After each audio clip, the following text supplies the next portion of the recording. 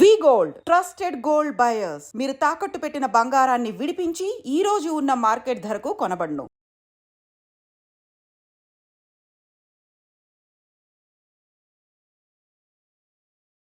దాడికి ప్రతిదాడి, ఉగ్ర స్థావరాలపై భారత సైన్యం వీరోచితంగా విరుచుకుపడుతున్న తీరు ప్రతి ఒక్కరం చూస్తూనే ఉన్నాం. అయితే ఒకప్పుడు వార్ అనేటప్పటికీ డే లైట్లో అయ్యేది, కానీ ఇప్పుడు పగలు రాత్రి తేడా లేకుండా భారత సాయుధ దళాలు ఏ స్థాయిలో వాళ్ళు పోరాటం కొనసాగిస్తున్నారో, భారత పౌరులను ఎలా సంరక్షిస్తున్నారో మనం గత 3-4 రోజులుగా జరుగుతున్నటువంటి పరిస్థితులను చూస్తున్నాం. పెహల్గాం దాడి తర్వాత ఇలాంటి ఒక ఉత్కంఠభరితమైనటువంటి సిచ్యువేషన్స్ వస్తాయి అని కూడా ఎవరు ఊహించి ఉండరు. కానీ go and tell to Modi అన్న తర్వాత ఉగ్రవాదులు ఏదైతే మన భారతీయ మహిళలు కన్నీళ్లు పెట్టుకుంటున్న సిచ్యువేషన్ని కూడా క్రూరత్వంతో వాళ్ళు చేసినటువంటి వ్యవహారం ఏదైతే ఉందో, వాళ్ళు మాట్లాడిన ప్రతి మాట ప్రైమ్ మినిస్టర్ మోడీ సీరియస్గా తీసుకున్నారు. భారత సైన్యాన్ని సిద్ధం చేశారు.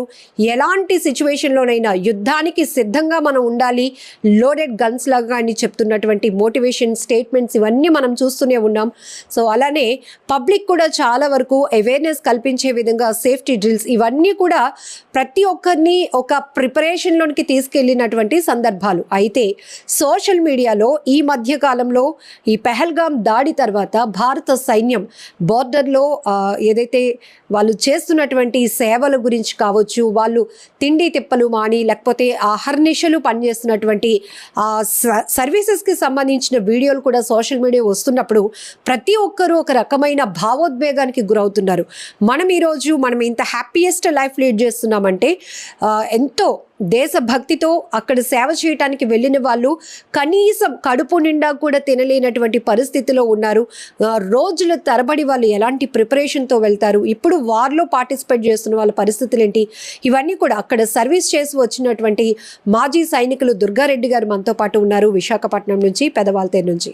సార్తో మాట్లాడి చాలా విషయాలు తెలుసుకుందాం. ఎందుకంటే ఏదో వార్ జరుగుతోంది మనం ఇంట్లో కూర్చొని టీవీలో చూస్తున్నామని కాదు, కానీ సైనికులు అక్కడ ఎలాంటి ఇబ్బందులు పడుతూ ఉంటారు, ఒకవేళ వార్కి సిద్ధపడాలి అంటే గనుక వాళ్ళు ఎలాంటి ప్రిపరేషన్తో, ఇవి మిసైల్స్కి సంబంధించి, ఎక్విప్మెంట్కి సంబంధించి, టెక్నాలజీకి సంబంధించి మనకు పూర్తి అవగాహన లేకపోవచ్చు, కానీ ఫస్ట్ వాళ్ళ మనుగడ సాధించాలంటే వాళ్ళు ఎన్ని సాక్రిఫైస్ చేస్తున్నారు అనే విషయం కూడా మనం తెలుసుకోవాల్సిన అవసరం ఉంది. దుర్గారెడ్డి గారు, సోషల్ మీడియాలో చాలా పోస్టులు చూస్తున్నాం. ఒక జవాన్ అయితే ఇంత బాక్స్లో ఒక రోటీ ఏదో అందులో ఒక కర్రీ లాంటిది ఉంటే దాన్ని డిప్ చేసుకొని తింటున్నారు. ఆయనకి మధ్యలో దాహం వేసినట్టుంది. అక్కడ రాళ్ళ మధ్యలో కొంచెం వాటర్ కంటెంట్ లాంటిది ఉంటే ఆ పక్కన ఒక టిష్యూ పేపర్ తీసి దాన్ని అది డ్రాప్స్ వేసుకుంటున్నారు. అది మనం ఊహించగలుగుతామా అసలు? నేటి యువతకి నిజంగా ఏం తెలియదు మేడం, నిజం చెప్తున్నాను. అవన్నీ వాస్తవాలే, ఏదో టీవీ షూట్స్ కోసం లేదంటే ఎవరికో చూపించడానికో చేసింది కాదు. నేను లైవ్లో సర్వీస్ చేశాను, రాజస్థాన్లో సర్వీస్ చేశాను, జేఎండ్కేలో లే లదాఖ్లో సర్వీస్ చేశాను. అక్కడ పరిస్థితి ఎలా ఉంటుందంటే, ముందు రాజస్థాన్ విషయం చెప్పేస్తాను. అక్కడ మీకు దూరం నుంచి నీరు కనిపిస్తున్నట్టు అనిపిస్తుంది, చూస్తే మీకు నీళ్ళు ఉండవు. ఒక్కసారి క్యాంప్కి మూవ్ అయిపోయిన తర్వాత మనం ఎక్కడున్నాం, సెంటర్ పాయింట్కి వెళ్ళాక మనం ఎక్కడున్నామో తెలియదు, ఎటు రోడ్డో తెలియదు. అలాంటి పరిస్థితులు అక్కడ లోకల్లో ఒంటె వాళ్ళు ఎవరైతే ఉంటారో వెహికల్స్ ఆ వాళ్ళ మీద డిపెండెంట్ అయ్యేవారు. వాళ్ళు కూడా మరి వాళ్ళైనా ఏం చేస్తారు, ఎంతో దూరానికి వెళ్ళి అక్కడి నుంచి వాటర్ పట్టి తెచ్చేవారు. సో మాకు ఒక ఒంటి బండి ఎలా బేరవాడి కొనుక్కొని ఆ నీళ్ళు మళ్ళీ ఎప్పుడు ఒంటి బండి వస్తుందో ఆ రూట్లో క్రాస్ అవ్వాలి. ఇప్పుడు మనం వెళ్ళి ఒంటి నీళ్ళు బేరవాడలేం కదా, ఆ రూట్లో క్రాస్ అయితే మళ్ళీ పిలుచుకొచ్చి నింపే పరిస్థితి. ఒక 20 లీటర్స్ క్యాను పెర్ హెడ్ 3 డేస్కి ఇచ్చేవారు.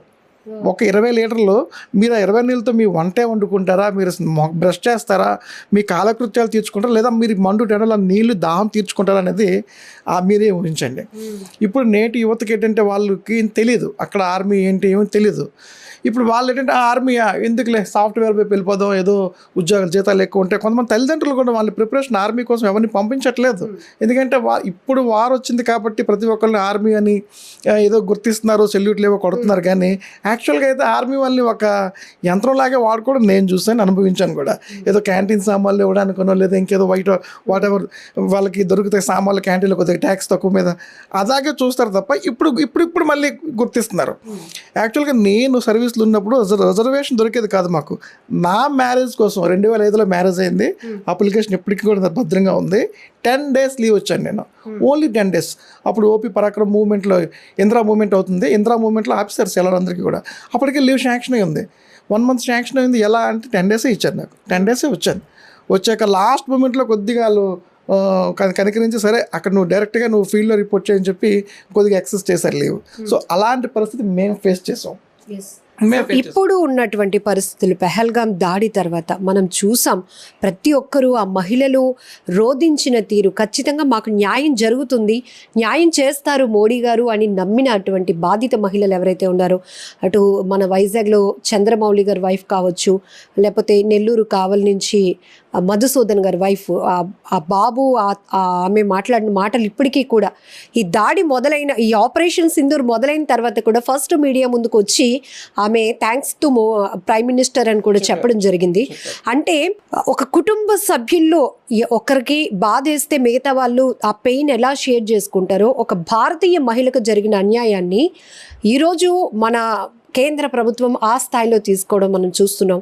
దీనికి ఇంత సైలెంట్గా వీళ్ళు ఎప్పుడు ప్రిపేర్ అయిపోయారు, ఎప్పుడు ఉగ్ర స్థావరాలను టార్గెట్ చేసేశారు, తెల్లవారినాక మనం న్యూస్ చూస్తే కానీ మనకు అర్థం కాని పరిస్థితి.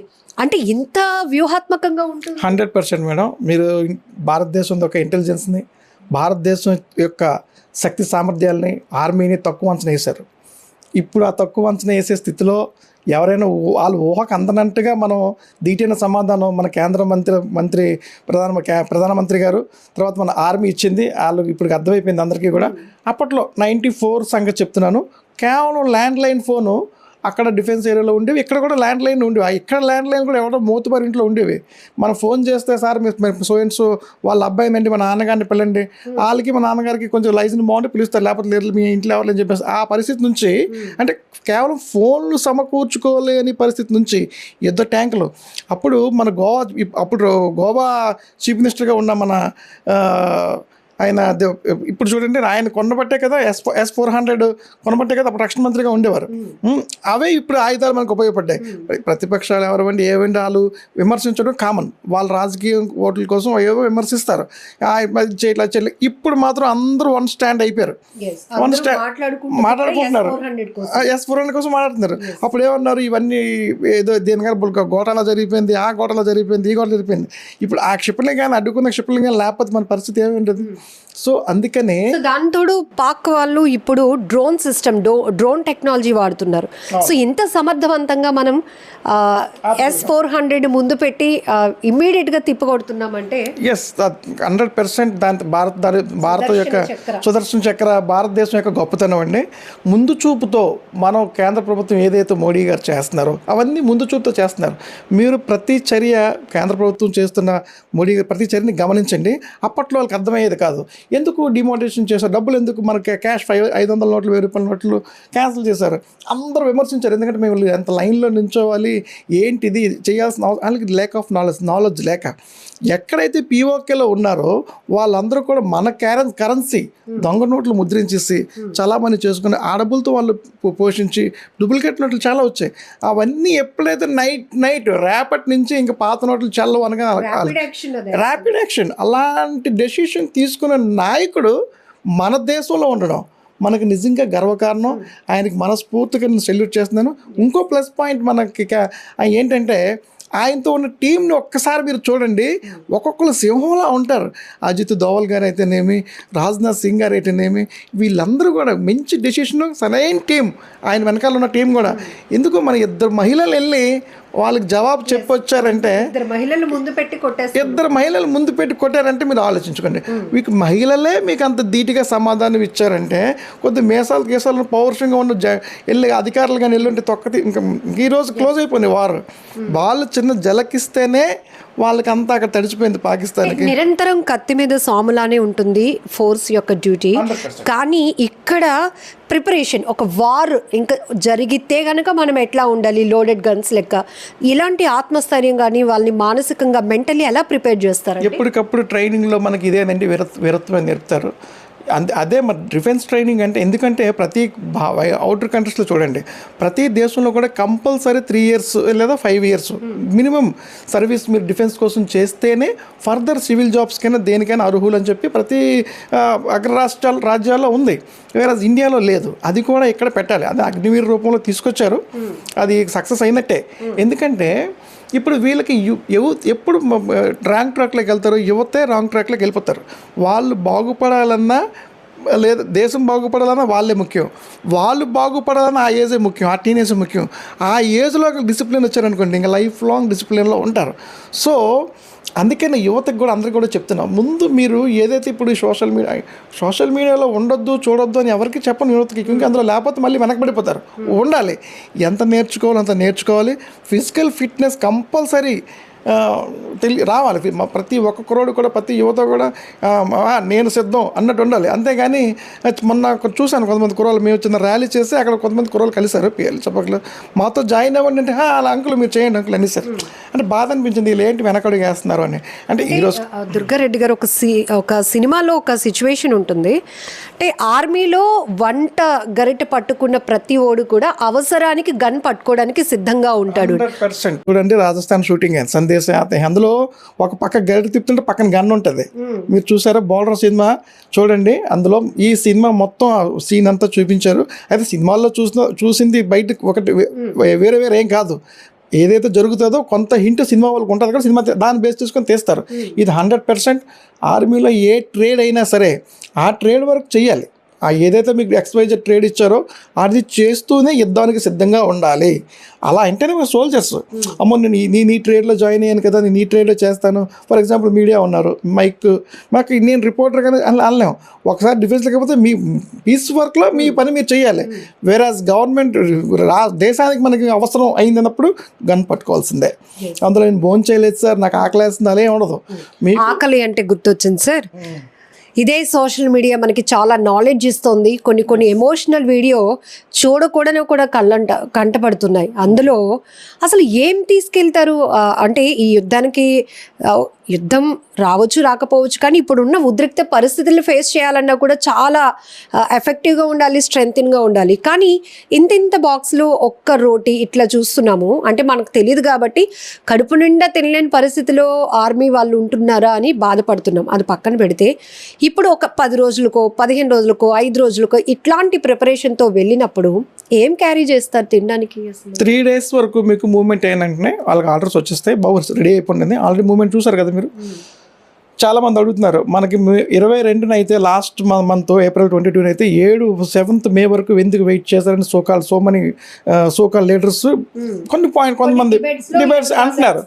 ఇప్పుడు యుద్ధం అంటే వెళ్ళిపోవడం కాదు, వాళ్ళకి తెలిసి ఎంత ప్లానింగ్ అవసరం, ఎంత వ్యూహం అవసరం.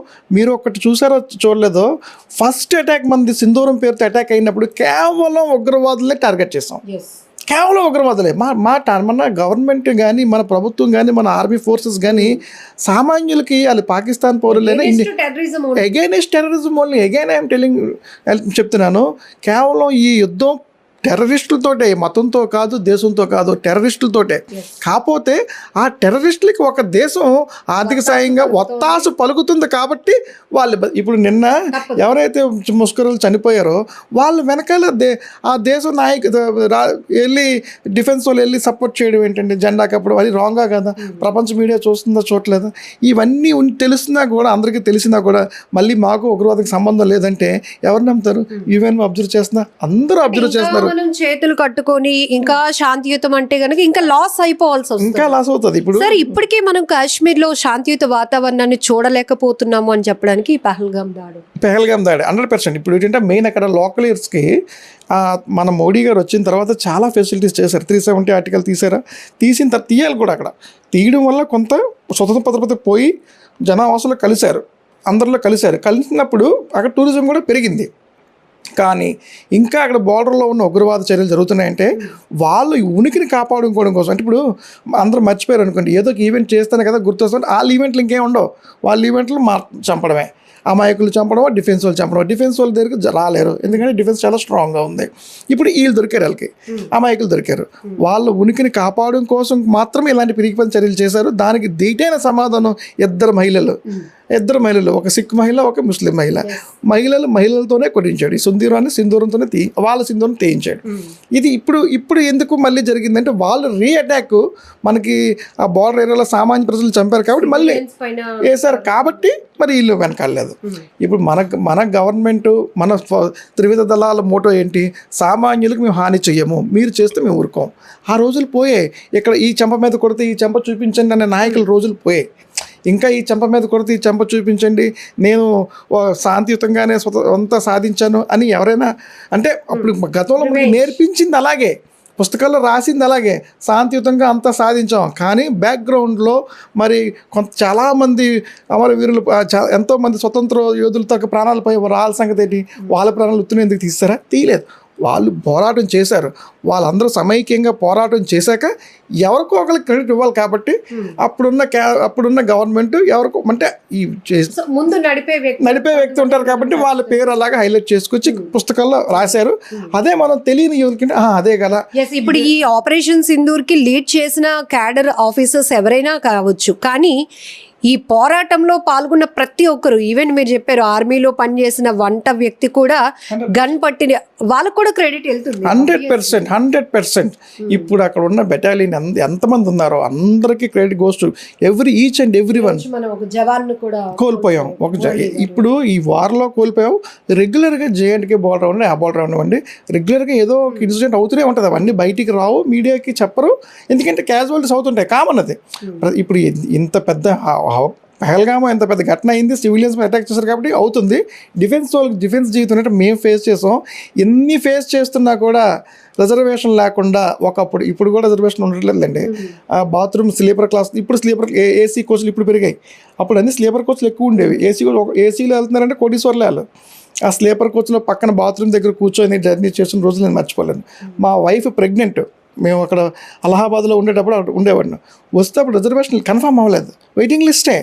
అక్కడ బాత్రూమ్ దగ్గర ఒక 10 hours జర్నీ అయిన తర్వాత అక్కడ side 72 upper birth lower birth చూసి మిస్సెస్కి సీట్ కాల్ దగ్గర కూర్చోమ్మను అన్నాడు.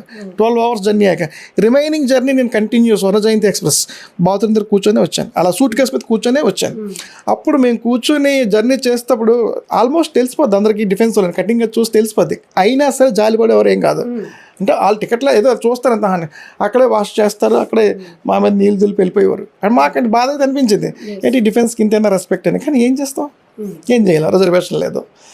ఇవన్నీ ఇప్పుడు మళ్ళీ ఓకే జై జవాన్. ఇప్పుడు అక్కడ జవాన్లు మీకు కాపు కాయబట్టి, జవాన్లు ధైర్యంగా తమ లైఫ్ అంతా సాక్రిఫైస్ చేయబట్టి, at the age of 17 I was enrolled in the army. 17 years I did there. So original engage what we have to enjoy. 17 ఏళ్ళు కుర్రాడు, 20 ఏళ్ళు కుర్రాడు ఎంజాయ్ చేయాల్సిన వయసు అంతా మేము అక్కడ కనిపిస్తాం. 35 అంటే మిడిల్ ఏజే, మీకు ఆల్మోస్ట్ అయిపోయింది. ఇంకా 35 రిటైర్ అయ్యొచ్చు. 35 తర్వాత మళ్ళీ రీఎంప్లాయ్ కోసం ఏదో పని చేయాలి, ఎక్కడో ఎత్తుక్కోవాలి, మళ్ళీ ఏదో అదే లక్. 42 ఎగ్జామ్స్ రాశాక నాకు మళ్ళీ గవర్నమెంట్ జాబ్ వచ్చింది. అంటే కంటిన్యూ ఈ కాంపిటీషన్ తట్టుకొని రాయాలి. ఒక రకమైన ఆవేదన కనపడుతోంది మీరు. అంటే ఇలాంటి అప్పుడు మన అందరికీ దేశభక్తి ఉప్పొంగుతుంది, జవాన్ల సర్వీస్ ని సెల్యూట్ చేస్తాం, అన్ని చేస్తాం. కానీ రెగ్యులర్ గా కూడా మనం ఇంత కంఫర్ట్ గా, ఇంత హ్యాపీయెస్ట్ గా ఉండగలుగుతున్నామంటే బిహైండ్ ద సోల్జర్స్ 100%. దుర్గారెడ్డి గారు ఇంకొక మాట, ఈరోజు అంటే ఈ సిచ్యువేషన్స్ అన్నీ చూసిన తర్వాత ఉగ్ర స్థావరాలను మన సాయుధ దళాలు మట్టుబెట్టాయి, పాక్ వ్యూహాల్ని స్ట్రాటజికల్గా మనం తిప్పికొడుతున్నాం. అందులో నెక్స్ట్ లెవెల్ ఇంకా భద్రతకి, అంటే పౌరుల భద్రతకి సంబంధించి కూడా ముందస్తుగానే కేంద్రం ఎంత అలర్ట్ చేస్తుందంటే డ్రిల్స్ నిర్వహించడం కావచ్చు, లేకపోతే ఈ డార్క్ లైట్ చూసాం కదా. సో మనం శత్రువులు కంట పడకుండా ఉండాలి అంటే మనం అసలు సివిలియన్స్ ఎట్లా తమను తాము ప్రొటెక్ట్ చేసుకోవాలి అన్న ప్రిపరేషన్ కూడా ఇచ్చింది. సో ఇందులో కూడా మనం సక్సెస్ అయినట్టే. 100% సక్సెస్ అయ్యాం, 100% సక్సెస్ అయ్యాం. ఇప్పుడు అంటే యువత కూడా ఈ సోషల్ మీడియా అంతా చూస్తున్నారు. ఒకప్పుడు అంటే ఏం తెలియదులే, ఎక్కడ ఏం జరుగుతుందో తెలిసేది కాదు. ఇప్పుడు గతంలో ఏంటంటే గత ప్రభుత్వాన్ని విమర్శించకుండా సోషల్ మీడియా కూడా లేదు. ఇప్పుడు చేయడం చిట్టుకు మనం తెలుస్తుంది, వాళ్ళకి కొంత గవర్నమెంట్ ద్వారా తెలుసుకుంటున్నారు. నేర్చుకుంటున్నారు, కొంత వాళ్ళు కూడా చూసి నేర్చుకుంటున్నారు, ఎడ్యుకేటెడ్ అయ్యారు అంటే ఎవరైతే తప్పుదో పడుతున్నారో అందరినీ అలాగని కాదు, కొంతమంది సక్సెస్ రేట్ కూడా బాగానే ఉంది. ఇప్పుడు మన సోషల్ మీడియాలో చూసి అంతా సక్సెస్ అయినట్టే. చాలా మంది కొంతమందిని ఇన్స్పిరేషన్ కూడా తీసుకోవాలి. ఎందుకంటే మనం చూసాను, మన ఏపీ కుర్రాడు గొర్రెల కాపరి కుర్రాడు ఐపీఎస్ ఆఫీసర్ అయిన న్యూస్ కూడా చూసాం. వాళ్ళు చూస్తుంటే మాకే ఉత్సాహం వస్తుంది. అంతా వీళ్ళు కూడా ఎంత కష్టపడుతున్నారు అవుతుంది అంటే. అలాగే ప్రతి ఒక్కరూ కూడా రెస్పాన్సిబిలిటీగా తమ బాధ్యతగా, ఓకే మీరు దేశంకి వెళ్ళి సర్వీస్ చేసి మీకు అవకాశం దొరకలేదు, లేదా మీకు ఆ వ్యూలో లేరనుకోండి, సోషల్ రెస్పాన్సిబిలిటీ మీ సరౌండింగ్స్ మీరు కాపాడండి. చిన్న అవేర్నెస్ ప్రోగ్రామ్స్ అండి. ఓకే ఎవరేమనుకుంటారు, ఎవరేమనుకోరు. మీరు ఒక మంచి పని చేస్తే ఆ రోజు చుట్టుపక్కల మీ ఫ్రెండ్స్ చూసి నవ్వచ్చు, లేదా మీ గ్రామం నీకెందుకు అనొచ్చు. కానీ అదే చేస్తూ పండి ఎస్ ఈజ్ ద రెస్పాన్సిబుల్ గై. అప్పుడు మీకు ఆటోమేటిక్గా గుర్తింపు వస్తుంది. మీ చదువు ఆపక్కర్లేదు, కొద్దిగా సీరియస్నెస్ రావాలి. ప్రతిదీ జోక్స్ అంటే చాలా సంతోషంగా ఉండొద్దు అని చెప్పడం నా మోటో కాదు. భారతదేశంలో సైన్యంలో ఉన్న కుర్రోళ్ళందరూ కూడా యువతే. ఇప్పుడు ఏదే సాధిస్తుందో అందుకని యంగ్ సోల్జర్సే. ఇప్పుడు మన సత్యసాయి జిల్లా చనిపోయిన కుర్రాడు వయసు ఎంత ఉంటుంది? Murali very young at the age of 22 years he was on the border. Even మీరు చెప్తుంది చాలా గ్రేట్ వర్డ్స్. ఎందుకంటే మన సోల్జర్స్ ఎవరైతే ఉన్నారో వాళ్ళు ఎంత సాక్రిఫైస్ చేస్తున్నారు అంటే మనం చూడొచ్చు. సర్వీస్ అయిపోయిన వాళ్ళతో ఇట్లా ఇంటర్వ్యూస్ తీసి తర్వాత వాళ్ళు పడిన కష్టాలు చూపించడం ఒక ఎత్తు అయితే, ఇప్పుడు చాలా యువత ఇంట్రెస్ట్గా దేశానికి సేవ చేయడం కోసం ఫోర్స్లోకి వెళ్తున్న వాళ్ళు కూడా సోషల్ మీడియాని చాలా చక్కగా వాడుతున్నారు. సార్ మేము ఇక్కడ ఇన్ని కష్టాలు పడుతున్నాం, మీరు అక్కడ మీ టైంని వేస్ట్ చేయకండి అని వెరీ క్లియర్గా వాళ్ళు బ్యూటిఫుల్ మెసేజ్ ఇస్తున్నారు. ఎందుకంటే అది చాలా ఇంపార్టెంట్. ఇప్పుడు నేను మీకు ఫస్ట్ మైక్ పెట్టగానే అడిగిన ప్రశ్న కూడా అదే. ఒక వ్యక్తి అందులో ఒక రోటీ తింటూ వాటర్ లేకపోతే రాళ్ళ మధ్యలో ఊరిన నీటిని ఆయన తాగారు. అంటే మేము ఇలాంటి కండిషన్లో మీకోసం పనిచేస్తున్నామని ఆయన చెప్పకనే చెప్తా ఉన్నారు. ఎస్ మేము అదే అంటున్నాం మేడం. అక్కడ చాలా కష్టాలు డిఫెన్స్లో. అంటే ఏదో ఇప్పుడు అందరూ ఏం చూస్తారంటే డిఫెన్స్ వాళ్ళకి ఏముందండి, 17 ఏళ్ళు చేస్తే పెన్షన్ వస్తుంది, తర్వాత వాళ్ళకి ఫ్రీ గ్రోసరీ క్యాంటీన్స్ ఉంటాయి, వాట్ ఎవర్ లిక్వర్ ఇస్తారు, వాళ్ళు ఎంజాయ్ జీవితాంతం. అలా కాదు. ఇవన్నీ కావాలి అంటే తమను తాను కోల్పోవాలి, దేశం కోసం సాక్రిఫైస్ చేయాలి. ఇంట్లో ఏదో ఫంక్షన్ ఉంటుంది, సెలవు రాలేరు, మీకు సెలవు ఇప్పుడున్న సిచ్యువేషన్లో ఎంతో ఆగిపోయావు. ఇది మ్యారేజ్ టైమింగ్, ఎంతో మంది పెళ్ళిళ్ళు ఫిక్స్ అయి ఉంటాయి, అయిపోతాయి. ఎంతో మంది ఇంట్లో ఏదో విషాదం జరుగుండొచ్చు, రాలేరు. ఎంతో మంది శుభకార్యాలు జరుగుతున్నారు, రాలేరు. రిజర్వేషన్స్ కూడా అయిపోయి ఉంటాయి. ఇంట్లో పరిస్థితులు పక్కన పెట్టండి సార్, చేసిన వాళ్ళని సడన్ గా ఒకరిని కోల్పోతే ఆ బాండింగ్ కూడా వాళ్ళు కట్ చేసుకొని అక్కడ మళ్ళీ వర్క్ చేయాలి. మరి మేము అదే చెప్తున్నాం మేడం. నేను 2000 మీరు గూగుల్లో కొట్టండి, క్లౌడ్ బరస్ట్ అయింది 2008 4th August నైట్. 2008 ఆగస్టు 4వ తారీఖున అర్ధరాత్రి క్లౌడ్ బరస్ట్ అయింది లేదాకా. అప్పుడు క్లౌడ్ బరస్ట్ అంటే పైనుంచి డ్రమ్ముతో నీళ్ళు వంపినట్టే 1 గంట పాటు కురిసింది వర్షం. డ్రమ్ముతో నీళ్ళు ఎలా అలాగా క్లౌడ్ పగిలిపోయి, మేఘాలు పగిలాయి. మేము కొండల మీద ఉండేవాళ్ళం లేదాకలో. ఆ దాటికి 1500 మంది పైన సింధు నదిలో కొట్టుకుని వెళ్ళిపోయే వాళ్ళు. ఎవరైతే బంకర్స్లో ఉన్నారో బంకర్స్ అలా మూసుకుపోయాయి, పైనుంచి మట్టి బురద మూసింది, ఇంకా బయటికి రాలేని పరిస్థితి. 3 days పోయాక నేను కూడా ఇందులో ఉండిపోతే, బ్యారక్లో ఉండిపోతే, అప్పుడు సిమెంట్ ఇల్లు కట్టారు. బయటికి తీయడానికి నన్ను కిటికీ ఎరగొట్టి బయటికి తీయాల్సి వచ్చింది. నేను పడుకునిపోయాను, తెలియదు నాకు. ఎరగొట్టి బయటకు వచ్చాక సో ఆ తర్వాత మనకు ఆ లోకల్ సపోర్ట్ తోటి డిఫెన్సే, అప్పుడంతా డిఫెన్సే. వాళ్ళకి వంటలు వండి ఆ లోకలైజ్కి అంతా ఫుడ్ సప్లై చేయడం, బట్టలు సప్లై చేయడం చేసాం. ఎవరైతే మన బంకర్లో ఉన్న బాడీస్ తీయడానికి మేము వెళ్తే లాగితే చెయ్యి వచ్చేది అంతే, అంటే బాడీ ఉండిపోయేది. ఇంకేం చేస్తాం? ఆ చెయ్యి ఎవరితో డిఎన్ఏ చేస్తుందో చూసి ఈ బంకర్ దాన్ని బట్టి. అందుకని ఇప్పుడు మీరు వెళ్ళేసరికి కొంత చిహ్నం కడతారు, మెడలోనే ఇక్కడ కడతారు అని చెప్పకూడదు ఓపెన్గాను. అంటే ఒకవేళ యుద్ధంలో కానీ ఏవైనా డ్యామేజ్ అయితే ఈ సైనికులకి వాళ్ళని ఎలా గుర్తించాలని ముందుగుంటా ప్రిడిక్షన్ చేసి వాళ్ళకి చేతికి ఒక ఇండికేషను, మెడకు ఒక ఇండికేషన్ కట్టేస్తారు. దాన్ని బట్టి తెలుస్తుంది సో ఈ అబ్బాయి సో అని తెలుస్తుంది, గుర్తుపడడం కోసం. లేకపోతే చిన్న భిన్నం అయిపోయింది కదా, తెలుస్తుంది. మైన్స్ పడ్డాయి, బ్లాస్ట్ అయిపోయారంటే ఎలా తెలుస్తుంది? సో ఇవన్నీ ఫేస్ చేయడం ఒక ఎత్తు. ఇప్పుడు దాంతోపాటు మీరు ఎన్నది ఫుడ్ టైంకి ఫుడ్ కూడా కావాలి, ఎంత పని చేసేటప్పుడు ఫుడ్ కావాలి, ఫుడ్తో పాటు నీళ్ళు కావాలి. దానికి తేడానికి మనిషి స్పేరం కావాలంటే ఎవరైతే ఆ ట్రేడ్ వ్యక్తి ఉన్నాడో తేవాల్సిన వ్యక్తి, ఆ వ్యక్తి కూడా పాల్గొంటున్నాడు యుద్ధంలో. ఆప్తన ఏమంటాడు, మీతో పాటు నేను ఫైట్ చేస్తాను, నేను మీరు ఎక్స్ట్రా డ్యూటీ కదా. సో ఇవన్నీ బర్డన్స్, ఇవన్నీ కుర్రోళ్ళకి ఎవరికి ఏం తెలియదు. కొంతమంది కొన్ని దగ్గర జాబ్స్ వచ్చేస్తాయి, జాబ్స్ రాగానే కొంత ఇన్కమ్ సంపాదించి వాళ్ళు ఏమనుకుంటారంటే నేను ఐఎమ్ ద హీరో, యువర్ అంటే మిగతా విషయాలు తెలియదు వాళ్ళకి. నాకెంత 50,000 జీతం వచ్చేస్తుంది, లేదా నేను ఐటీఐ చదివి పలానా దగ్గర ఫ్యాక్టరీలో జాబ్ వచ్చింది. ఇప్పుడు జాబు వచ్చిన కుర్రోడికి జాబు రాని కుర్రోడికి పెద్ద డిఫరెన్స్ ఏమి ఉండదు. మెరిట్లు 1-2 మార్కుల్లోనే పోతాడు. కష్టపడి ఇప్పుడు 5 కిలోమీటర్స్ రన్ ఎవరో చేస్తారు, ఫస్ట్ సెకండ్ని తీస్తాం మనం. థర్డ్ వ్యక్తి పరిగెట్టలేనట్ట 5 కిలోమీటర్లు పరిగెట్టినంటే జస్ట్ ఒక స్టెప్ వెనక ముందు. ఇప్పుడు క్రాస్ కంట్రీ చూస్తాం అంటే అంతే కష్టం వాళ్ళు పడతారు, వాళ్ళు బ్యాడ్ లక్ అంతే.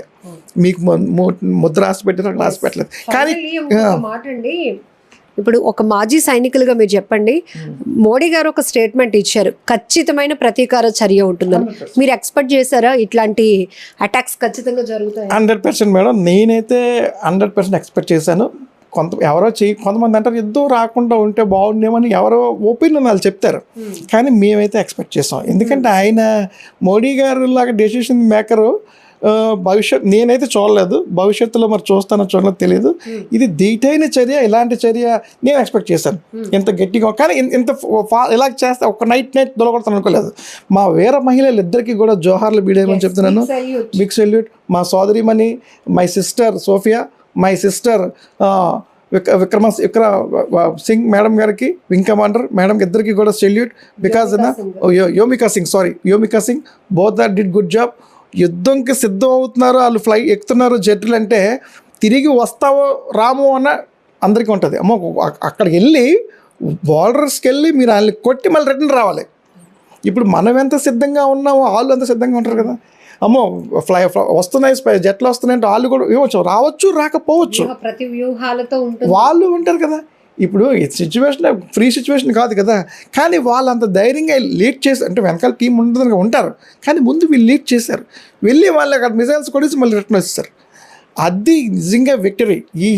ఈ సింధూర్ ఆపరేషను మీకు మళ్ళీ చరిత్ర రాసుకోవాల్సిందే.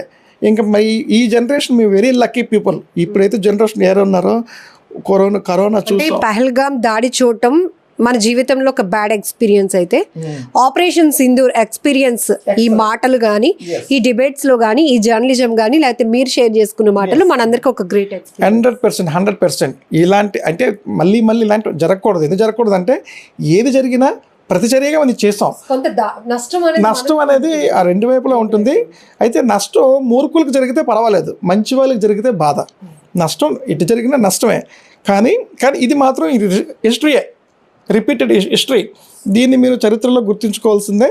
ఇంకోటండి, నేను మన ఏదైతే విద్యాశాఖ వారిని కోరుతున్నాను, చాలామందికి ల్యాక్ ఆఫ్ నాలెడ్జ్ కారణం ఏంటంటే స్టూడెంట్స్కి, కుర్రోళ్ళకి. ఇప్పుడు మీరు సడన్గా వెళ్ళి స్టూడెంట్స్కి ఇలా బీటెక్ చేసాడో ఎంటెక్ చేసాడో ఆ మైక్ పెట్టండి, జనగణమన పాడగలవా బాబు అంటే పాడలేకపోతున్నారు. వందే మాత్రం వచ్చా బాబు అంటే అలా అంటే వాళ్ళు మనకు నేర్పించేవారు. ఇప్పుడు వీళ్ళందరూ ఏదో నవ్వుతున్నారే తప్ప ఆ నవ్వడం కూడా మీడియా ఒక ఇదిగా చూపించేసి వదిలేస్తున్నారు. కానీ వాళ్ళకి తెలియకపోవడానికి కారణం ఏంటని సీరియస్గా విశ్లేషణ చేస్తే వాళ్ళకి నేర్చుకోవట్లేదు. వాళ్ళు ఇదైతే మన చట్టాలు రాష్ట్ర ప్రభుత్వం కానీ కేంద్ర ప్రభుత్వం కానీ ఒక చట్టం చేస్తుంది అనుకోండి, ఆ చట్టాలని పాఠ్య పుస్తకాల్లో చేర్చాలి.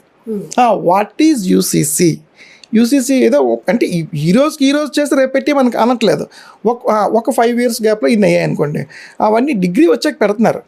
వీళ్ళకి 10th class నుంచి ఎన్ని తెలిసి అనుకోండి, అప్పుడు వీళ్ళు ఎవరో చెప్పింది నమ్మరు. ఇప్పుడు మనం మొన్న ఎన్డీటీవీను ఆజ్తక్ న్యూస్లో చూస్తే ఏదైతే మనం వక్ఫ్ బోర్డ్ కోసం అయిందో ధర్నాలు చేశారు ఢిల్లీలో, వాళ్ళకి దగ్గర మైకులు పెడితే, ఆజ్తక్ ఛానల్ మైక్ పెడితే, ఎన్డీటీవీ వాళ్ళ మైక్ పెడితే ఎందుకు చేస్తున్నారంటే इसके बारे में बताओ बोले से नहीं हमको पता नहीं, हमारा उसको पूछने से तुम क्यों पकड़ के खड़ा है, प्लकार्ड पकड़ के खड़ा है कि इसको नहीं होना चाहिए बोल करके. You have to know something, ये क्या है, इसमें नुकसान क्या है, अच्छा क्या है, మంచి ఏంటి చెడు ఏంటి, ఇది ఇంప్లిమెంట్ చేస్తే లాభమా నష్టమా, అందులో నాకు నష్టం ఏంటి, దేశానికి లాభం ఏంటి అనేది దే హ్యావ్ టు నో. అప్పుడు కదా నువ్వు ధర్నా చెయ్యాలా వద్దా అనేది డిసైడ్ అవ్వగలవు. ఏమి సబ్జెక్ట్ ఇంకొకటి అడగాలనిపిస్తుంది. అడగండి. ఒక వ్యక్తిని మనం ఫేస్ చేయాలి అంటే ఆ వ్యక్తిలో ప్లస్ మైనస్ కూడా మనం తెలుసుకోవాలి. 100%. సో మీకు ట్రైనింగ్ టైంలో మనం ఏంటి, మన దేశ పౌరులు ఏంటి, మనం దేశం కోసం ఎట్లా సాక్రిఫైస్ చేయాలి, ఏమేమి ముందుకు ఎలా అగ్రెసివ్గా వెళ్ళాలి, ఓకే పాకిస్తాన్లో ఉన్నటువంటి ఉగ్రవాదం కావచ్చు లేకపోతే ఆ ఆర్మీకి సంబంధించిన ఫోర్స్ కూడా ఎలా ఉంటారు అనేది కూడా మనకి ట్రైనింగ్లో చెప్తారా సార్? అంటే క్రూరత్వం అంటే వాళ్ళ నుంచి మనం చాలా చూస్తున్నాం. ఎస్, అంటే మనం దుష్మన్ ఎలా ఎదుర్కోవాలి, శత్రువుని ఎలా ఎదుర్కోవాలనేది క్లియర్ కట్గా మనకి ట్రైనింగ్ ఇస్తారు. వాళ్ళు ఏం చేస్తారు, మనం ఎలా ఫేస్ చేయాలనేది ట్రైనింగ్లో చెప్తారు. అవన్నీ నేర్చుకుంటాం. అంత క్రూరత్వంగా చేయాలి కొన్ని ట్రూప్స్ ఉన్నాయి, వాళ్ళకి కఠినంగా నేర్పిస్తారు.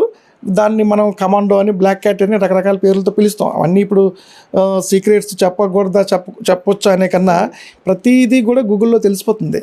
అంటే మన ట్రైనింగ్ కోసం అసలు ఎక్కడ రివీల్ చేయొద్దు, బట్ వాళ్ళ మెంటాలిటీస్ ఎట్లా ఉంటాయి అనేది ఓన్లీ మనం మాట్లాడుకున్నది పాక్. అర్థమైంది. ఇప్పుడు ఏంటంటే వాళ్ళ మెంటాలిటీ చాలా క్రూరంగా ఉంటుంది. మనం ఏంటంటే శత్రువుల్ని మనకి వాళ్ళు హాని చేసినా చేయకపోయినా వాళ్ళ స్టడీ బట్టి, గ్రంథాలు బట్టి ఏటట్టు ఉందో మాకు మంది ఓపెన్గా చెప్తే మళ్ళీ వాళ్ళు ఫాలో అయిపోతారు. వాళ్ళు మనం అలా కాదు, అందరూ మనం బాగుండాలి, అందరూ బాగుండాలి, అందులో మనం ఉండాలి, ఇదే చదువుకున్నాం మనం. వాళ్ళు అలా కాదు, వాళ్ళని నన్ను ఫాలో అవ్వని వాళ్ళు మంచి వాళ్ళు కాదు అలా చెప్తారు. సో అది తప్పు ఒప్ప అని వాళ్ళు డిసైడ్ అవ్వాలి. నా వ్యూ ఆఫ్ పాయింట్లో తప్పు. అందరూ బాగుండాలి, అందులో మనం ఉండాలి అనేది కరెక్ట్ సిద్ధాంతం. ఇండియా సిద్ధాంతం ఏంటండి, ఏకత్వంలో భిన్నత్వంలో ఏకత్వం అందరూ కలిసి ఉండాలి. అందరికి ఆ సిద్ధాంతం ఉండబట్టే మీరు చూడండి, ఇప్పుడు ఆర్థిక పరంగా కూడా మనం మంచి థర్డ్ పోస్ట్లోకి వచ్చాం. మీరు ఎకనామికల్ కూడా చూడండి. ఏదో మన కేంద్ర ప్రభుత్వం ఈ ఉద్యోగస్తులకి ఏదో ఎంప్లాయీస్కి చేయట్లేదని గోల్ పెడుతున్నారు తప్ప, మళ్ళీ వాళ్ళు దేశ భద్రత విషయంలో వాళ్ళని అడగండి. ఎంప్లాయీస్ దగ్గర మీరు మైక్ పెడితే నాకు స్టీల్ ప్లాంట్ అమ్మేశారు, అది అమ్మేశారు, ఈ గోలే పెడతారు. అదో ఒప్పుకుంటాను. వన్ సైడ్ అంటే ఏ మినిస్టర్ అయినా, ఏ ప్రభుత్వం అయినా, ఏ కేంద్ర ప్రభుత్వం అయినా, రాష్ట్ర ప్రభుత్వం అయినా ప్రతి పౌరుడికి న్యాయం చేయలేదు. అందరికీ న్యాయం చేసేయాలి అంటే మొత్తం ఖజానా కొన్ని కోట్లు అప్పు తెచ్చేయాలి వరల్డ్ బ్యాంక్ నుంచి. అందరిని సాటిస్ఫాక్షన్. ఇప్పుడు గత రాష్ట్ర ప్రభుత్వం పేరు ఎవరిది చెప్పను, ఇన్ని పథకాలు పెట్టినా ఓడిపోయిందంటే they are not happy, people not happy. Are you understand అన్నాడు. కానీ అయితే నా పాయింట్ అర్థమైపోయింది. డబ్బులు ఇస్తేనే ఓట్లు వేసేస్తారంటే కాదు, they are not still happy. అలాగని ఇప్పుడు కొత్తగా ప్రభుత్వం ఇంకేం స్టార్ట్ చేయలేదు, సంతోషంగానే ఉన్నారు. సో ప్రజల యొక్క నాడి పట్టుకోవడం అనేది వెరీ టిపికల్. వీళ్ళు ఎప్పుడు ఎలా ఉంటారో కూడా తెలియదు. ఆ వేవ్ అలాగ వెళ్ళిపోతుందంటే అంతే. ఇప్పుడు ఇన్ని పథకాలు ఇచ్చాం కాబట్టి మేము గెలాలనుకోవడానికి లేదు, మేమేమి ఇవ్వలేదు కాబట్టి మేమేమి చేయట్లేదు అనట్లేదు. ఎవరు వాళ్ళ రేంజ్లో వాళ్ళు చేస్తున్నారు. మన బాధ్యతగా కూడా మనం దేశానికి, రాష్ట్రానికి ఏమి చెప్పినా మనం యువత, ఎస్పెషల్లీ యువత ఏది బాగోవాలన్నా, బాగు చేయాలన్నా, ఎదుర్కోవాలన్నా, దీటైన సమాధానం ఇవ్వాలన్నా యువత చేతిలోనే ఉంది. మీరు బీటెక్ చదవండి, సాఫ్ట్వేర్ అవ్వండి, చదువుకోండి. మీ ట్రాక్ని మీరు ఆపమని నేను ఎప్పుడు చెప్పను. అంటే ఈ ట్రాక్లో వెళ్తే అందరూ కొంతమంది ప్రశ్నించవచ్చు, ఏంటి మేము అందరూ ఆర్మీకి వెళ్ళిపోమంటావా అని. నో, మీరు ఆర్మీకి వెళ్ళిపోమని నేను చెప్పట్లేదు. ఎవరు ఆర్థిక పరిస్థితి బట్టి వాళ్ళు ఏంటంటే, ఇప్పుడు నేను అనుకున్నాను మా అబ్బాయిని ఆఫీసర్ చేద్దామని. 2 సార్లు ఎన్డీఏ రాశాడు, ఎన్డీఏలో అవలేకపోయాడు. ఓకే, నో ప్రాబ్లం, సిడిఎస్ కోసం ప్రిపేర్ అవుతున్నాడు. ఇప్పుడు వాళ్ళ ప్రిపరేషన్ వాళ్ళ లక్ బాగుందనుకోండి అవుతారు ఆఫీసర్, లేదనుకోండి వేరే ట్రాక్లో పంపిస్తాను. ఫస్ట్ మనకు ఒక వ్యూ అంటూ ఉండాలి. నేను ఇది అంటూ చెయ్యాలి, ఒక లక్ష్యం అంటూ ఉండాలి. అలా ఉండకుండా ఏదో అవుతుందిలే, ఏదో అవుతుందిలే అంటే కొంతమంది ఏమనుకుంటారంటే ఈయన ఊరికనే పిచ్చెక్కిపోతున్నారు, మా డాడీ ఊరికనే పిచ్చెక్కిపోతున్నారు. ఎక్స్పెక్టెడ్ ఎవరి డాడీ దాన్ని ఊహించుకోండి. ఆయన ఎంత చిరాకు ఉంటారా, బిజీగా ఉంటారా అంటే ఆయన బిజీగా ఉండబట్టే నువ్వు హ్యాపీగా ఉన్నావు, ఆయన రెస్పాన్సిబుల్గా ఉండబట్టే మీరు హ్యాపీగా ఉన్నారు. ఇక్కడ మనం హ్యాపీగా పడుకున్నామంటే అక్కడ ఎంత బిజీగా ఉన్నారు. నా పౌరులు కానీ, నా భారతీయ సైనికులు కానీ, నా మంత్రులు కానీ, కేంద్ర మంత్రులు కానీ, డిఫెన్స్ మినిస్టర్ XYZ వాళ్ళందరూ పడుకోరు. వాళ్ళంత టెన్షన్గా ఉండబట్టే మీరు ఇక్కడ రిలాక్స్గా పడుకున్నారు. సో భారతదేశ పౌరుల భద్రతే తమ బాధ్యతగా అక్కడ బార్డర్లో సైనికులు చేస్తున్న సర్వీస్ ఎంత కీలకమో ఇక్కడ సివిలియన్స్గా మన లైఫ్ మన ఇష్టం అనేది కాకుండా మనం కూడా ఒక బాధ్యత కలిగి ఉండాల్సినటువంటి అవసరం ఉంది. ఎందుకంటే ఇప్పుడు దుర్గారెడ్డి గారు ఆవేదన కూడా అదే, ప్రతి ఇంటి నుంచే ఒక బాధ్యత అనేది స్టార్ట్ అయినప్పుడు ఖచ్చితంగా దేశం భద్రత వైపు ఖచ్చితంగా ముందుగా వెళ్తుంది అనేది కూడా ఇక్కడ మనం గమనించవచ్చు. సెకండ్ థింగ్ ఏంటంటే ఇప్పుడు జరుగుతున్నటువంటి భారత పాక్ మధ్య ఉద్రిక్త పరిస్థితులన్నీ కూడా మనం కీలకంగా వాచ్ చేస్తున్నాం. ఎందుకంటే ఎప్పుడు ఏ క్షణం ఏం జరుగుతుందో, మనం ఎలా ఉండాలి, మనల్ని ప్రభుత్వం ఎలా ప్రిపేర్ చేస్తోంది అనేది ప్రతి ఒక్కరూ చాలా డిబేట్స్ జరుగుతున్నాయి. ఏ టీవీ ఛానల్ ఓపెన్ చేసినా రకరకాల విశ్లేషణలు మనం చూస్తూనే ఉన్నాం. కానీ ఈరోజు పహల్గామ్ దాడికి ప్రతి దాడి రివెంజ్ అనేది ఒక రేంజ్లో అయితే తీర్చుకుంటుంది మన భారత సైన్యం అంటంలో ఎలాంటి అతిశయోక్తి లేదు. దాంట్లో మన నారీమణులు, నారీ శక్తి ఏంటో కూడా ఉగ్రవాదులకి చూపించడమే కాదు, ఇప్పుడు మనపైనే తిరగబడుతున్నటువంటి పాకిస్తానీలకు కూడా మన సైన్యం ఏ రకంగా సమాధానం చెప్తుందో కూడా మనం చూస్తున్నాం. ఖచ్చితంగా అందరం కూడా జై హింద్ చెప్పాల్సిందే, జై భారత్ అని చెప్పాల్సిందే. ఇలాంటి సిచ్యువేషన్స్ మాత్రం అంటే ఆపరేషన్ సింధూర్ అనేది మాత్రం ఒక గ్రేట్ ఎక్స్పీరియన్స్ అని చెప్పాలి. ఇక్కడ మనం కేవలం త్రివిధ దళాల సాహసోపేతమైనటువంటి పౌరుషత్వం అనాలా, లేకపోతే వీరోచితమైన పోరాటం అనాలి, ఇవన్నీ కూడా మనం చూసి కొంత ఇన్స్పైర్ అవ్వాలి అనేది కూడా మాజీ సైనికుల యొక్క అభిప్రాయం. నిజంగా ప్రస్తుతం ఉన్నటువంటి సమాజం దేనికి ప్రయారిటీ ఇస్తుంది? ఆర్థిక సంబంధాల చుట్టూ మాత్రమే తిరుగుతుంది. మళ్ళీ ఎన్నికలంగానే చాలా విరక్తి కలుగుతాం. మంచి అనిపిస్తుంది కదా, లేడీస్ కూడా ఛాలెంజింగ్ జాబ్స్ చేసినప్పుడు చాలా బాగుంటది. ట్రాఫిక్ అసిస్టెంట్స్ గా నియమించిన ట్రాన్స్జెండర్స్ అందరితో సాల్యూట్ చేయించుకుంటున్నారు. ఫుడ్ డెలివరీ ఇవ్వటానికి వెళ్ళినటువంటి డెలివరీ బాయ్ అనిల్ పై కళ్ళ ముందు